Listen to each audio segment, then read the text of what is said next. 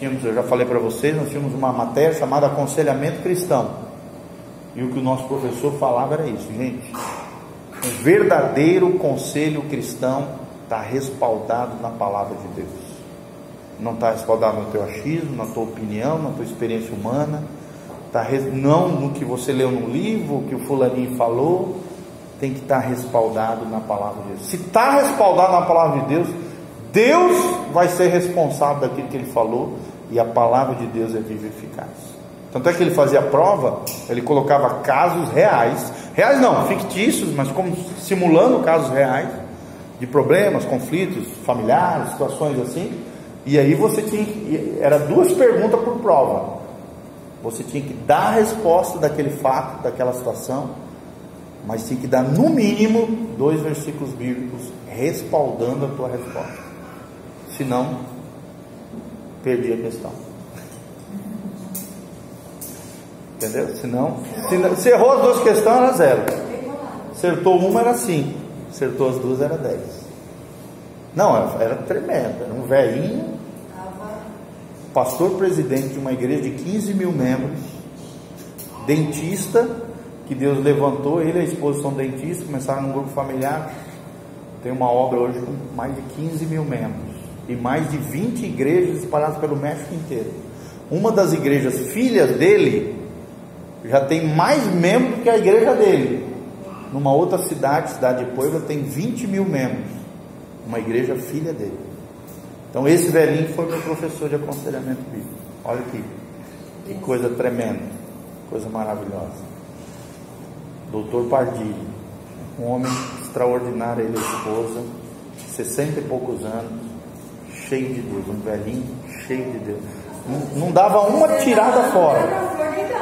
Não, assim, claro, com certeza. Não, estou falando assim, dele lá e tal. Não se ofenda, por favor. Estou falando assim, era um homem, né, na maturidade da vida, na bênção do Senhor. Fala. Peraí, pessoal. Fala alto. Você já atendeu o caso que você descobriu o sintoma e a causa, e aí foi orar, foi pedido perdão? Você foi entendendo assim? Bom. Foi pedido perdão e aquela pessoa mudou a vida dela? Sim, a maioria dos casos. A gente percebe o sintoma, vai na causa, ora especificamente, porque vocês estão aprendendo que a solução, o tratamento e a cura está onde? Na cruz. E a cruz tem 10 princípios implícitos na cruz do Calvário que, se aplicados, gera transformação de vida. Entendeu? E que tipo de causa, que tipo de sintoma que você achou a causa? Só para mim entender. Tipo, os sintomas principais, vamos dar um exemplo aqui. Que sintoma que é ligado com a causa? Assim, vamos dar um exemplo. Uma vez eu atendi um rapaz que ele era homossexual, um rapazinho, e aí a gente começou a ouvir a história dele e tal. O Espírito Santo me levou a entender, quer dizer, o sintoma era o homossexualismo. Primeiro, teve falhas na formação, na educação, muito mimado pela mãe e tal, falta da figura paterna, né? Causa, tudo isso são causas, né? Falta da figura paterna, educação equivocada por parte da mãe. Outra coisa, outra ligação espiritual, que também era a causa, a raiz do problema. O pai tinha ligação com a maçonaria, e o Deus da maçonaria é um Deus que é bissexual, né? Ele não é nem homem nem mulher, tem os 2 órgãos sexuais, é o Baphomet, é um Deus terrível. Então, tudo a gente vai ligando os pontinhos e chegando nas raízes dos problemas. E aí nós chegamos ao entendimento de que tinha conotação espiritual vinda do pai, uma herança. Tinha a falha do pai, no sentido de falta de figura paterna, como também tinha erros da mãe. Então eu tive que sentar com a mãe, tive que explicar toda aquela situação, tive que quebrar aquela influência dos pactos que foram feitos pelo pai lá na loja maçônica. Então, uma série de coisas que tem que ser feito numa situação dessa. Quando foi feito isso, o pai era maçônico? O pai não é crente, até hoje está envolvido com a maçonaria, mas eu quebrei no mundo espiritual aquela interferência, aquela influência. Conversei com a mãe, né? Dei umas dicas sobre criação de filhos e tal. Então, assim, é uma série de ajudas que tem que ser feita com a pessoa para poder ajudá-lo naquilo. Tem que também ensinar ele que a questão do homossexualismo não é só influência espiritual, perseguições demoníacas, também é uma questão moral, é uma decisão, é uma escolha, não é algo genético, não é algo que se nasce com. Então é uma escolha moral, é uma decisão. A Bíblia trata o homossexualismo como um pecado, como qualquer um: roubo, mentira, engano, entendeu? Prostituição, imoralidade. Às vezes um caso de homossexualismo é menos grave, e mais fácil de se resolver do que, por exemplo, um caso de promiscuidade absurda da pessoa. Eu, por exemplo, eu já atendi caso de um homem, o cara já estava no quarto casamento, já tinha transado com 500 mulheres, com mais de 500 mulheres. Eu atendi vários casos assim, caras que transaram com 200, cento e poucas mulheres.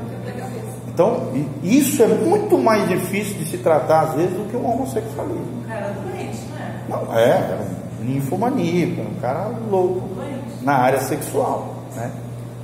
Que nem sempre é só demônio, gente. Às vezes é uma deformidade de caráter, às vezes é um ego inflamado, que é alimentado através da sedução das mulheres, que infla um ego. Então, tudo isso, todo esse mecanismo tem que ser diagnosticado, entendeu? O sintoma é a promiscuidade, mas a causa é o quê?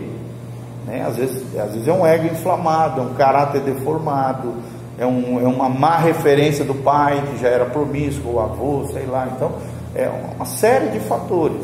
Cada história, cada caso é um caso, cada história é uma história, cada situação é uma situação. E o rapaz foi liberto. Ele andava na rua, parecia que ele tinha um magnetismo assim com mulher, e o cara nem era tão bonito assim. Como também eu já atendi caras que eram extremamente bonitos, e claro, pela beleza facilitava ainda mais a questão da sedução com as mulheres, né? Mas o cara não era, esse de 500, por exemplo, nem era tão bonito, né? E esse rapaz, mas foi liberto, está estudando, foi restaurado. Você vai estudar sempre nos pais e nos avós, né? Tio, na tia? Não, é sempre ascendência. Tio, primo, você pode até observar como elementos de observação, mas não de influência. A influência sempre vem na ascendência: pai, mãe, avô, avó, bisavô e bisavó, e filhos para baixo, tá? Até a quarta geração, para cima ou para baixo. Entenderam?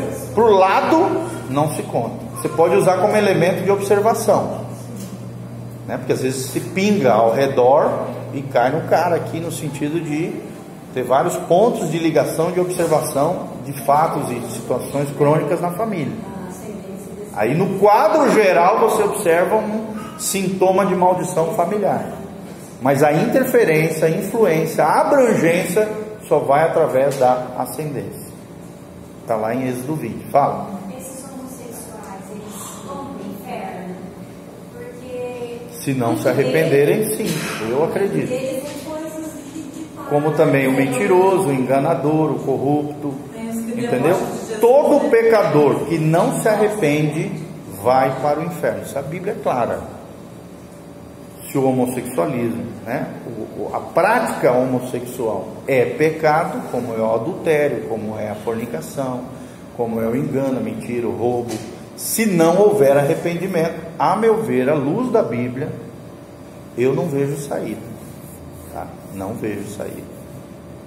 Por mais que hoje existe, né, teorias, uma doutrina da graça aí, graça barata que a gente chama, né, da graça.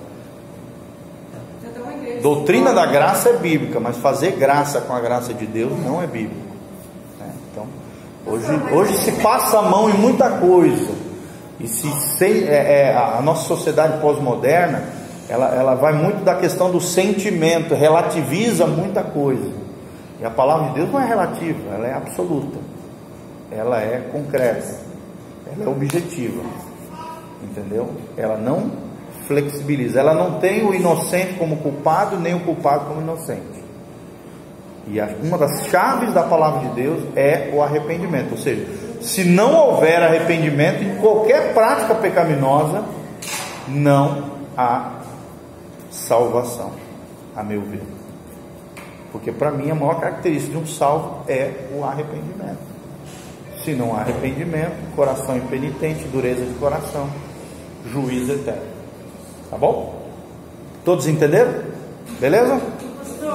Então vamos parar por aqui. Fala, eu já terminei aqui, né? Sem o diagnóstico correto, as verdadeiras causas que sustentam o problema permanecerão intocadas. Então é necessário um diagnóstico correto. Então marca aí, página 54, nós vamos continuar na próxima aula, tá bom?